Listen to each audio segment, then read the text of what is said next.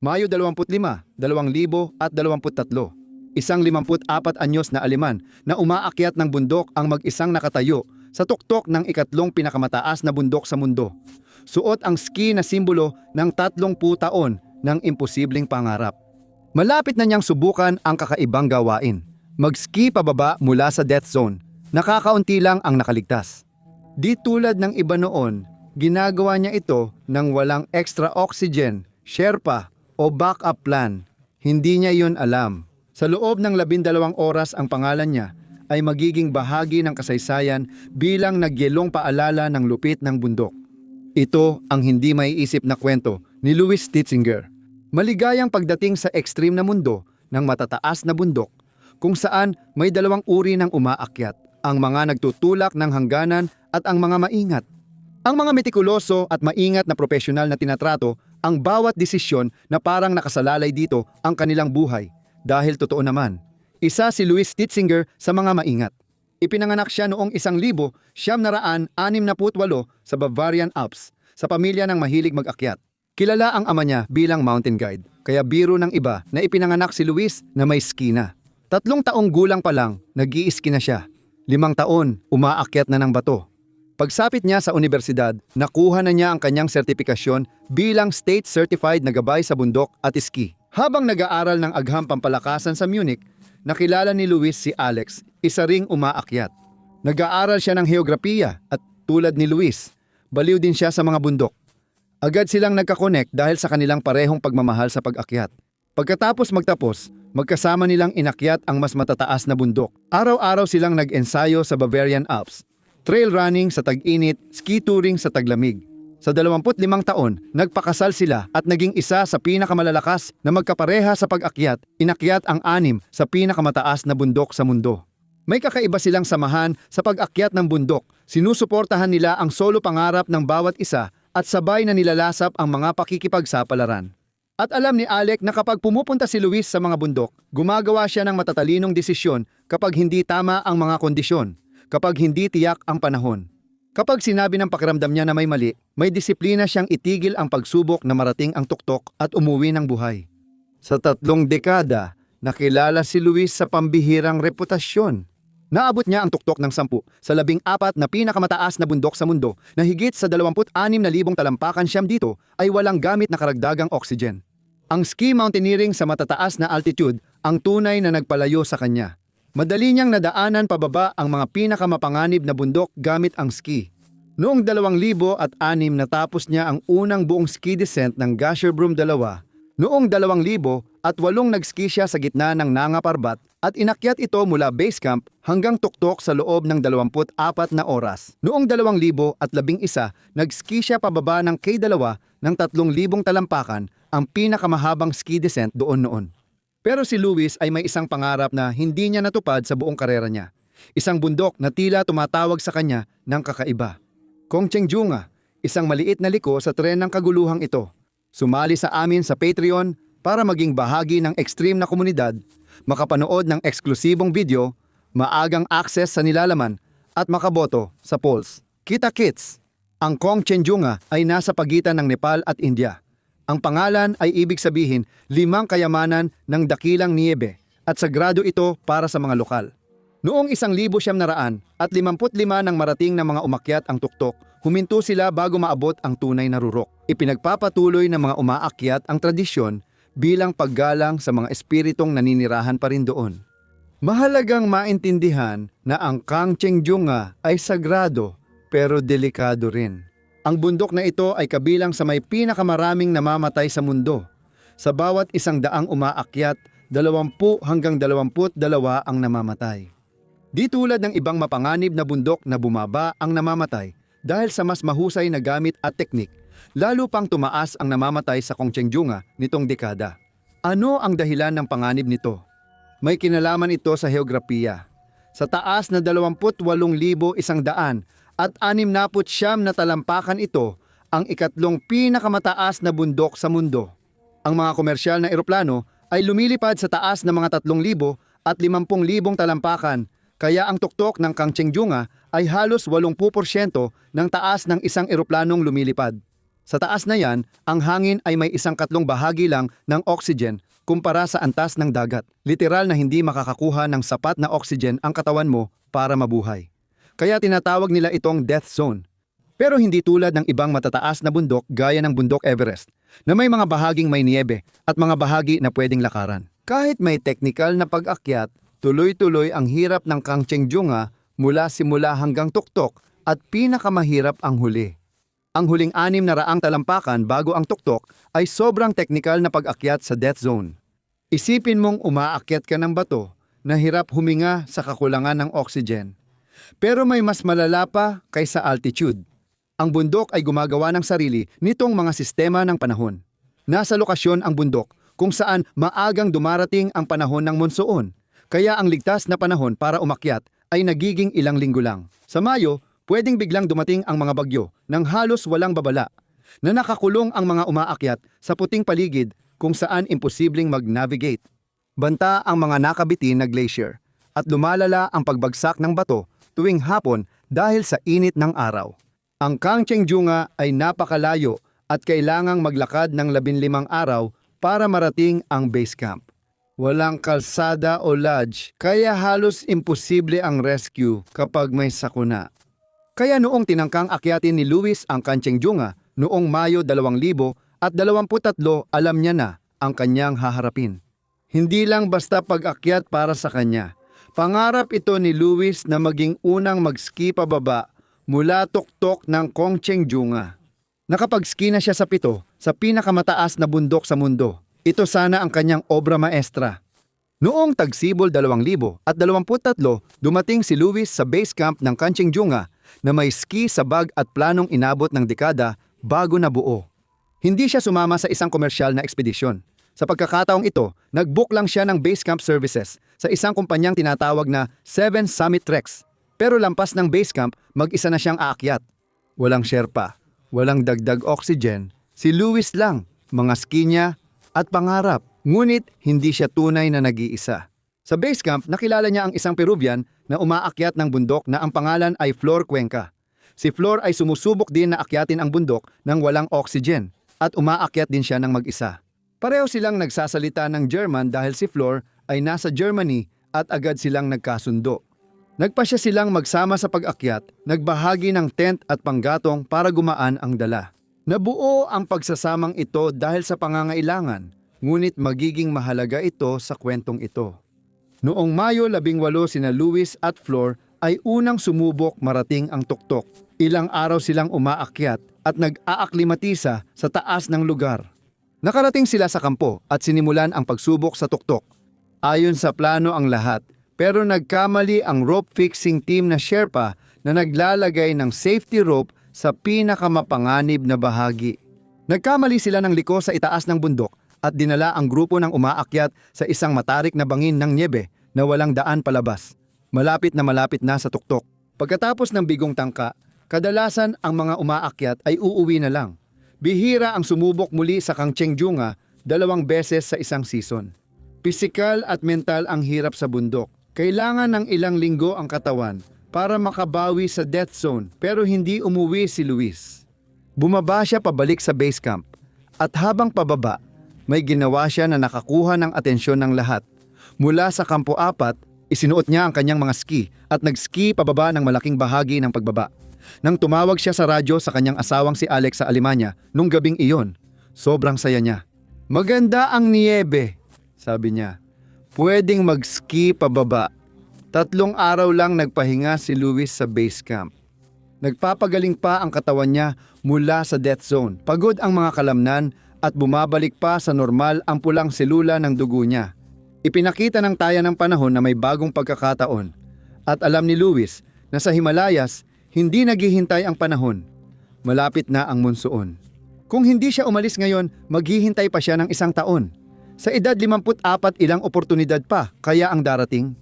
Noong Mayo 22, muling umakyat sina Lewis at Flor. Nagkasundo silang subukan muli ang tuktok at ang kanilang pangarap. Pagsapit ng Mayo 24, bumalik na sila sa kampo 4. Nagpadala ng mensahe si Lewis kay Alex gamit ang kanyang satellite device. Ayos lang ang lahat. Magsisimula ang pag-akyat sa tuktok ng 6:00 ng gabi. Ngayon, Kung may alam ka tungkol sa pag-akyat sa matataas na bundok, dapat kang mapaisip sa oras na yon, 6:00 ng gabi. Kadalasan, umaakyat ang mga tao papuntang tuktok mula hating gabi o 1:00 ng madaling araw para makarating bago mag-umaga at makababa sa liwanag ng hapon.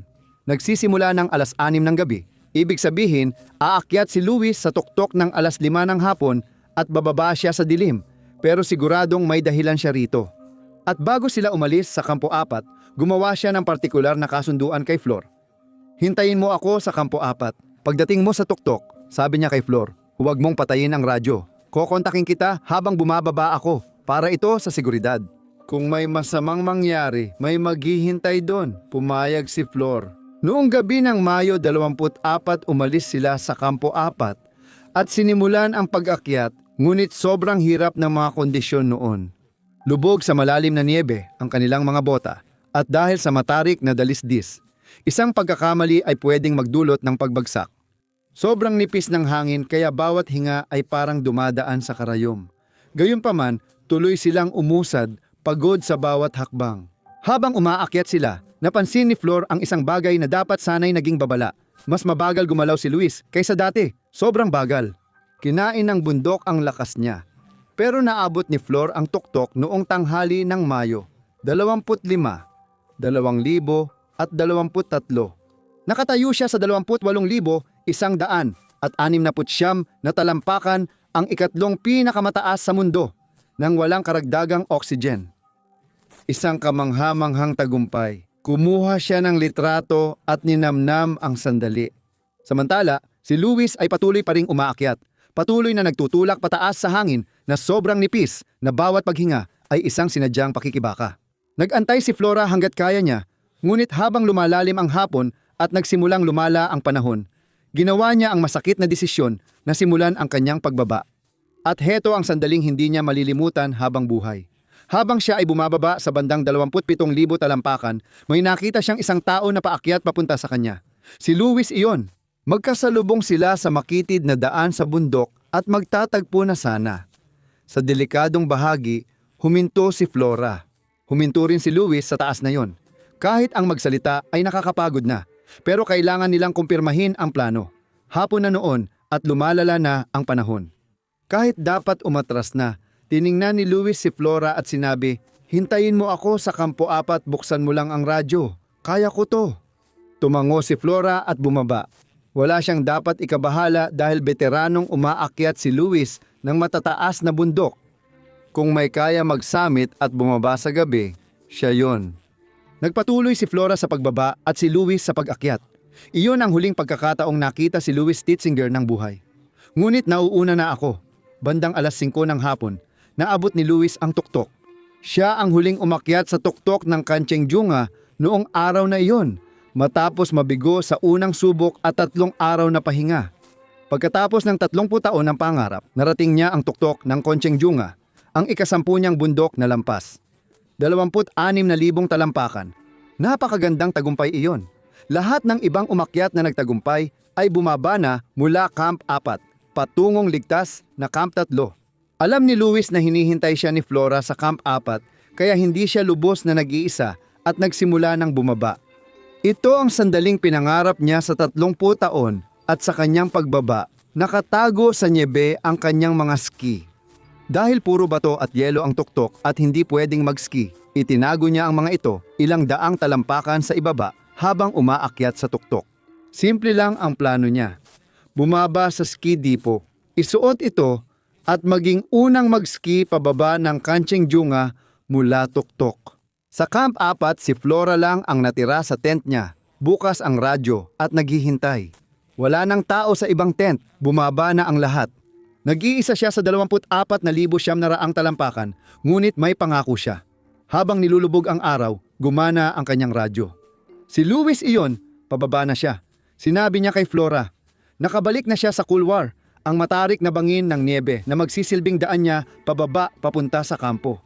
"Mas madali na bumaba rito," sabi niya ng kalmado. "Makikita mo agad ang headlamp ko." Binuksan ni Flora ang zipper ng tent at sumilip sa dilim. Dapat ay nakita na niya ang ilaw ni Luis. Ang Kampo 4 ay nasa lantad na bahagi ng bundok na karaniwang may magandang visibility. Nang sumilip siya, wala siyang nakita, walang ilaw ni galaw, puro dilim.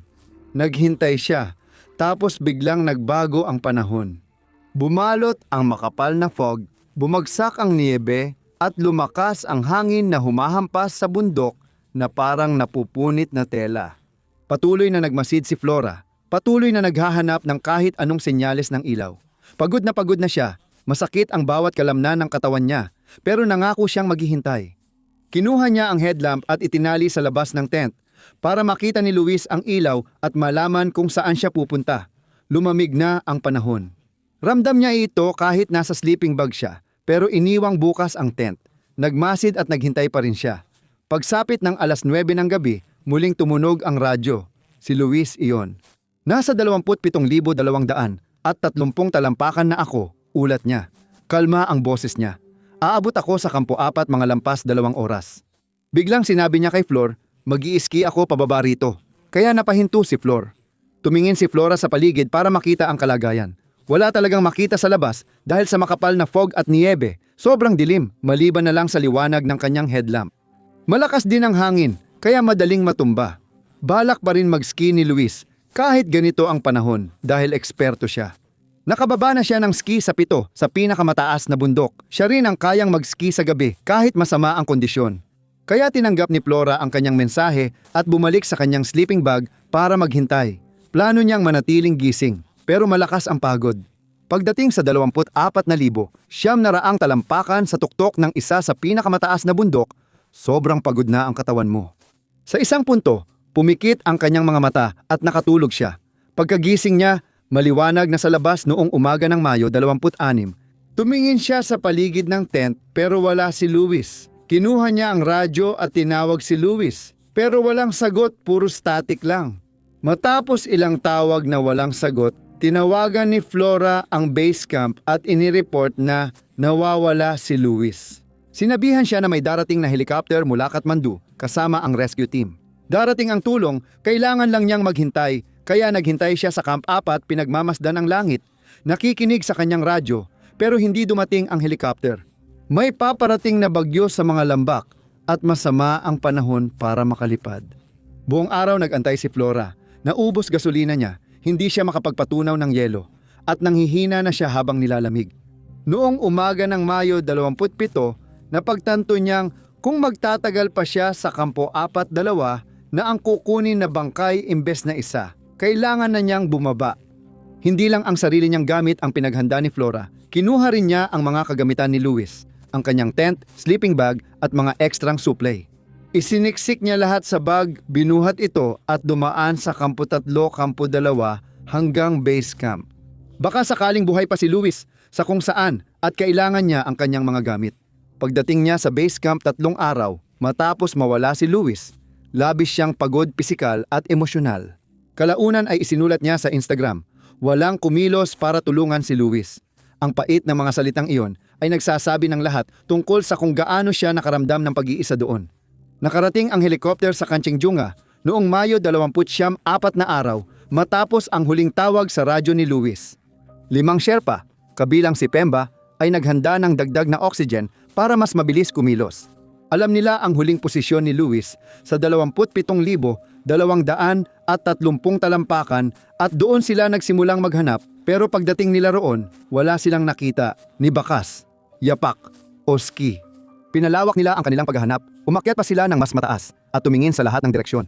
Napansin ni Pemba ang isang bagay sa 27,500 at 59 talampakan, mga 300 at 30 talampakan taas kaysa sa lokasyon na sinabi ni Luis. Nakadapa sa niebe ang katawan ni Luis. Suot pa rin niya ang kanyang mga krampon. Nakataling maayos pa rin ang kanyang bag sa kanyang likod at nakakabit pa rin ang kanyang headlamp sa kanyang helmet. Nakaposisyon siyang parang humakbang pasulong bago huminto. Walang senyales ng pagkahulog, sugat, avalanche o pagbagsak ng bato. Parang nagpahinga lang siya at di na bumalik, pero hindi ito maintindihan. Mas mataas ng 329 talampakan ang lokasyong ito kaysa sa nabanggit ni Luis sa huling tawag niya sa radyo. May isa pang bagay. Nandoon ang kanyang mga ski. Iniwan niya ang mga ito sa mas mababang bahagi ng bundok na ibig sabihin sa mga huling oras niya, Si Luis ay hindi bumababa papunta sa kanyang ski depot. Maaaring gumalaw si Luis pahalang o pataas sa bundok. Maingat siyang inihanda ng kupo ng Sherpa para sa pagdadala. Ibinaba siya sa altitude na kayang abutin ng helikopter. Noong Hunyo 1, dinala ang katawan niya sa Kathmandu. Isinagawa ang otopsya at ang mga natuklasan ay sumagot sa ilang mga tanong habang nagbukas naman ng iba pang mga katanungan. Si Luis ay namatay dahil sa cerebral at pulmonary edema sa mataas na altitude. Namaga ang utak niya dahil sa naipong likido, pati baga niya ay napuno rin ng likido.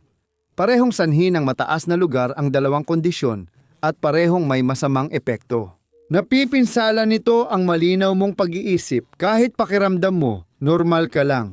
Parang lasing na hindi mo ramdam ang kalasingan. May ginagawa kang maling desisyon na pakiramdam mo ay tama. Maaring akala mo pababa ka ng bundok kahit paakyat ka o malapit ka na sa kampo pero malayo pa pala.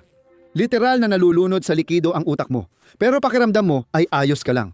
At marahil iyon ang dahilan kung bakit umakyat pa si Luis imbes na bumaba at hindi na niya narating ang kanyang mga ski.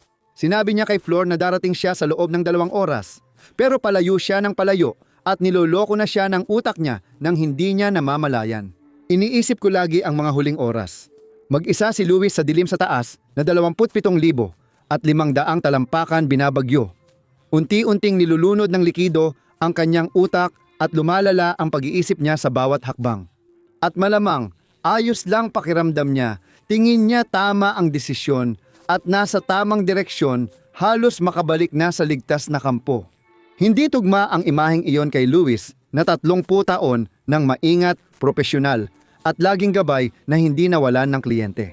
Pero iyan mismo ang dahilan kung bakit napakalakas ng kwentong ito.